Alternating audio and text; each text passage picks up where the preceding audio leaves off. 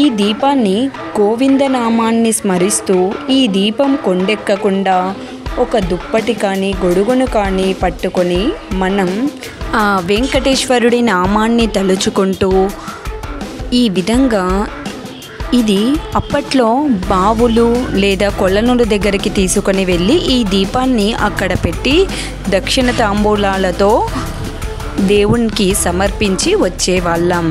ఇప్పట్లో ఎక్కడ నిత్యం కుళాయిలు పారుతూ ఉంటే అక్కడ దానిని బావిగా భావించి అక్కడ ఈ దీపాన్ని మనం పెట్టడం అనేది జరుగుతూ ఉంటుంది.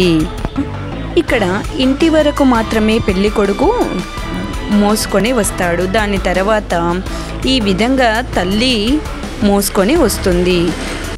ఆ దీపాన్ని గంగాదేవికి పూజించి వెంకటనాథుని వేడుకుంటూ దీపాన్ని స్వీకరించమని చెబుతూ మన గండాలన్నీ గట్టెంకించమని వేడుకుంటూ మనస్ఫూర్తిగా మొక్కుకొని ఈ విధంగా టెంకాయను సమర్పించి మనం ఇంటికి బయలుదేరుతామన్నమాట.